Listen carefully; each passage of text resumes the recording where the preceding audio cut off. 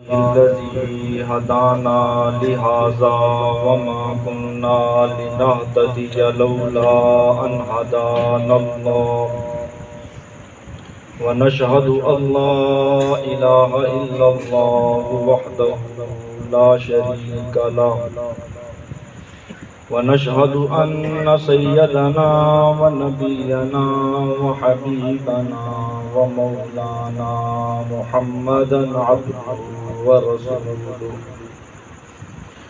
أما بعد فأعوذ بالله من الشيطان الرجيم بسم الله الرحمن الرحيم إن هذا القرآن يهدي للتي هي أقوم قال النبي صلى الله عليه وسلم إن الله يرفع بهذا الكتاب أقواما ويضع به آخرين. درود شریف پڑھیں محبت سے، ذرا اونچی آواز سے جاگ کر درود پڑھیں گے. ایک مرتبہ اللہ تعالیٰ 10 مرتبہ رحمت فرمائے. ہمارے پیارے نبی حضرت محمد سب کہہ دو صلی اللہ سب سے زیادہ ان کے ہم پر احسانات، تو ان کے احسانوں کا ہم بدلہ نہیں چکا سکتے. ان کی ذات پر درود بھیج کر اپنے گناہ معاف کرا سکتے ہیں.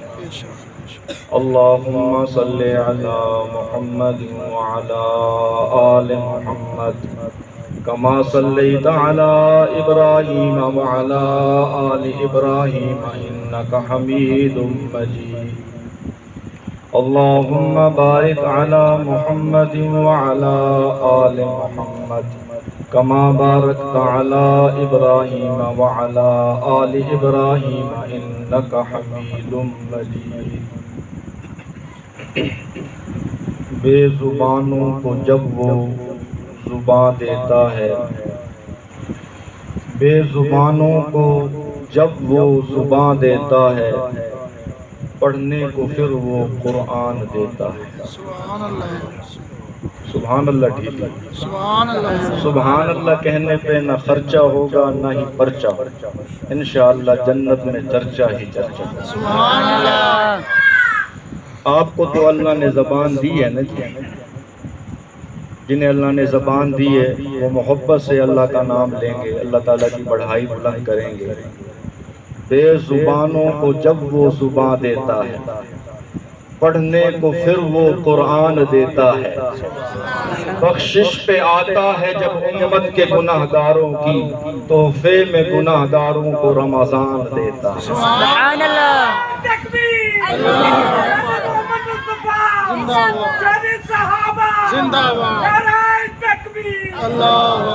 قابل صد تقریب علماء کرام اور معززین علاقہ، ہمارے چک سے تشریف لائے ہوئے ہمارے احباب، اور اسی طرح سندرال سے تشریف لائے ہوئے ہمارے احباب، اور ماڈل سٹی کے اور قرب و جوار کے احباب، میں آپ سب کا تہہ دل سے مشکور ہوں کہ آپ لوگوں نے آج اس محفل میں شریک ہو کر اس محفل کو 4 چاند لگا دیا. ورنہ یہاں پہ اتنی آبادی کوئی نہیں، اتنے گھر ہی کوئی نہیں. آج تو ماشاءاللہ 3 صفیں تھی پیچھے. الحمدللہ یہاں جتنے گھر ہیں مجھے بڑی خوشی ہوتی ہے. سارے دیندار ہیں، مسجد سے مدرسے سے محبت رکھتے ہیں، طالب علموں سے پیار کرتے ہیں. ماہ رمضان میں الحمدللہ ہماری یہ رونقیں اور بہاریں چلتی رہی، اور آج جب خاتمے کا دن ہے، حدیث میں آیا میرے نبی نے فرمایا انما الاعمال بالخواتیم، اعمال کا دار و مدار خاتمے پر ہے. آج اتنی ساری رونق دیکھ کر میرا دل باغ باغ ہو گیا ہے. میری دعا ہے اللہ تعالیٰ سے، اللہ تعالیٰ دن قیامت کے قرآن کریم کو ہم سب کا سفارشی بنائے اور ہم سب کی نجات کا ذریعہ بنائے۔ محترم دوستو، میں اپنی تقریر شروع کرنے لگا ہوں، شروع کروں؟ اجازت ہو؟ اجازت ہے جی سب کی؟ شروع آپ کی اجازت سے کروں گا، ختم اپنی مرضی سے کروں، ٹھیک ہے؟ پریشان نہیں ہو، خالی بیان ہو، خوشک تقریر ہو تو پھر غصہ بھی جائز ہے، لیکن الحمدللہ تقریر کے بعد ہم نے آپ کے لیے وسیع پیمانے پہ انتظام کیا ہوا ہے۔ اگر آپ شاپر لے کے آئے ہیں تو ساتھ لے کے بھی جا سکتا ہے۔ محترم دوستو، موقع محل کی مناسبت سے میری تقریر کی تمہید یہ ہے کہ اللہ رحمان کا تحفہ رمضان ہے، رمضان کا تحفہ قرآن ہے، قرآن کا تحفہ ایمان ہے، ایمان کا تحفہ جنت ہے، اور جنت کا تحفہ رب کی رضا ہے۔ اللہ رحمان کا تحفہ، میرے ساتھ آپ بولیں گے تو میں آگے چلوں گا۔ اللہ رحمان کا تحفہ رمضان ہے، رمضان کا تحفہ قرآن ہے، قرآن کا تحفہ ایمان ہے، ایمان کا تحفہ جنت ہے، اور جنت کا تحفہ اللہ کی رضا ہے۔ جسے اللہ کی رضا مل گئی اسے سب کچھ مل گیا، اور جسے اللہ کی رضا نہ ملی اسے کچھ نہ ملا۔ ایسا ہے یا نہیں؟ ہم یہاں جو جمع ہوئے ہیں، دور دراز سے ہمارے دوست احباب آئے ہیں، اللہ تعالیٰ کی رضا کے لیے آئے ہیں، اور تو ہمارا کوئی مقصد نہیں ہے یہاں آنے کا۔ ٹھیک ہے، چاول بھی ذہن میں آ رہے تھے، لیکن مقصد تو ہمارا اس محفل میں شریک ہونا تھا، اس دعا میں شامل ہونا تھا۔ لہذا ہماری نیت یہ ہے کہ ہم سے ہمارا رب راضی ہو جائے، اور جس سے رب راضی ہو جائے اسے پھر کسی چیز کی ضرورت نہیں ہے۔ حضرت بلے شاہ مشہور صوفی شاعر ہیں، انہوں نے اپنی شاعری میں یہی پیغام دیا۔ حضرت بلے شاہ فرماتے ہیں، پڑھ پڑھ کتاباں علم دیاں، تو نام رکھ لیا قاضی، ہاتھ وچ پھڑ کے تلوار، تے تو نام رکھ لیا غازی، مکے مدینے ہو آیا، تے تو نام رکھ لیا حاجی، او بھولیا کہ تو حاصل کیتا جے تو رب نہ کیتا راضی۔ ہماری منزل کیا ہے جی؟ رب کو راضی کرنا۔ کیا منزل ہے ہماری؟ رب کو راضی کرنا، جنت۔ اللہ اکبر کبیرہ۔ میرے نبی نے فرمایا کسی آنکھ نے دیکھی نہیں ہے، کسی کان نے سنی نہیں ہے، کسی کے خیال سے گزری نہیں ہے۔ جنت کا محل اللہ تعالیٰ نے اپنے قدرت کے ہاتھوں سے بنایا ہے۔ جنت کے محل میں ایک اینٹ سونے کی ہے، اور ایک اینٹ چاندی کی ہے، اور گارا مشک زعفران اور عنبر کا ہے۔ سبحان اللہ نہیں کہہ رہے؟ جنت میں جانے کا ارادہ نہیں ہے آپ؟ وہ ایک اسکول میں استاد نے بچوں سے یہ پوچھا کہ کون کون جنت میں جائے، تو بچوں نے ہاتھ کھڑے کر لیے، ایک بچے نے ہاتھ نہیں اٹھایا۔ استاد جی کو بڑا تعجب ہوا کہ آپ نے ہاتھ کیوں نہیں اٹھایا؟ اس نے کہا جی استاد جی، میری اماں نے جب مجھے سکول بھیجا تھا نا تو اس نے مجھے کہا تھا بیٹا سیدھے گھر آ۔ کہاں آنا جی؟ سیدھے گھر آنا۔ میں نے تو گھر جانا۔ میرے بھائیوں، میرا اور آپ کا حقیقی گھر جنت ہے۔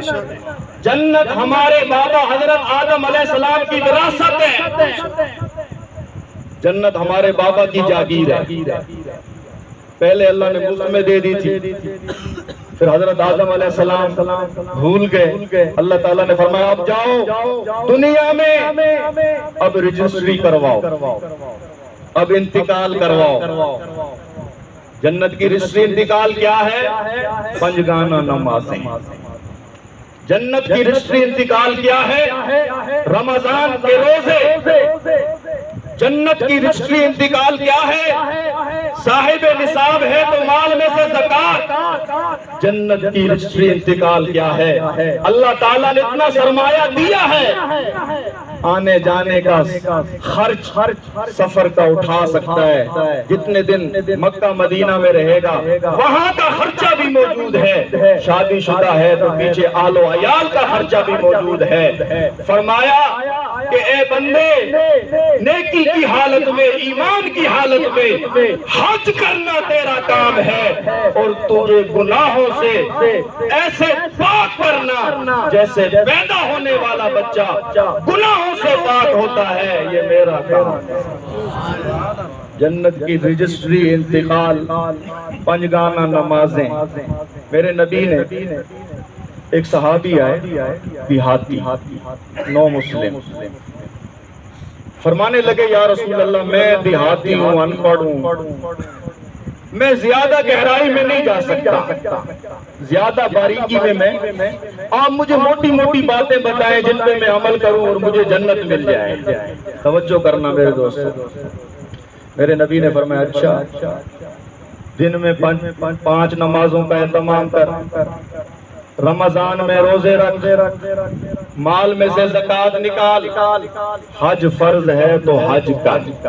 یہ 4 باتیں آپ نے بتائی۔ کتنی باتیں؟ وہ صحابی اٹھا اور اس نے عرض کیا یا رسول اللہ لا ازید ھذا ولا انقص منہ، آپ نے یہ جو 4 باتیں بتائی ہیں، ان 4 باتوں پر میں ہمیشہ عمل کروں گا، نہ ان 4 باتوں میں کمی کروں گا نہ ہی اضافہ کروں گا۔ یہ کہہ کر وہ چل دیا۔ آمنہ کے لال نے اپنی نبوت والی انگلی سے اشارہ کر کے فرمایا کہ اگر کسی نے اس دنیا میں جنتی دیکھنا ہے تو اس صحابی کو دیکھ لے۔ کیا کام کیے؟ صرف 4 کام۔ یہ ہے جنت کی رجسٹری، یہ ہے جنت کا انتقال، یہ ہے جنت کے مالکانہ حقوق جو میں نے بھی حاصل کرنے اور آپ نے بھی حاصل کرنے ہیں۔ جنت کی نعمتوں کے کیا کہنے، جنت میں دودھ کی نہریں ہیں، سبحان اللہ۔ یہاں تو ہم کلو خالص دودھ کے لیے ترس جاتے ہیں۔ اللہ تعالیٰ تو خالص دودھ دیتا ہے، لیکن بعد میں ہم کیا کرتے ہیں؟ اٹھ جا بیٹا، ویلا تھمی دا، دودھ پانی پالے اپنی مرضی۔ ایسے ہوتا ہے نہیں ہوتا؟ اللہ تعالیٰ نے خالص دیا اور ہم اس میں ملاوٹ کر رہے ہیں۔ حضرت عمر رضی اللہ تعالیٰ عنہ کا دور ہے، سبحان اللہ، فرمان جاری کیا ملاوٹ شدہ اشیاء کو خالص بنا کر بیچنا منع ہے۔ حضرت عمر کا فرمان ہے، وہ عمر جس کے روب اور دبدبے سے آج بھی کفر لرزتا ہے۔ 22 لاکھ مربع میل کا حاکم کون عمر جو بولتا فرش پر ہے تائید عرش پہ ہوتی ہے۔ قرآن کریم میں 22 سے زیادہ مقام ایسے ہیں جو بول عمر کے ہیں، الفاظ قرآن کے ہیں۔ جو عمر نے زمین پہ کہا رب نے اسے عرش پہ قرآن بنا دیا۔ حضرت عمر کا فرمان دودھ میں پانی ملا کے نہیں بیچنا۔ حضرت عمر رضی اللہ تعالیٰ عنہ وقت کے بادشاہ ہیں، امیر المومنین ہیں، گشت پر نکلے ہوئے ہیں۔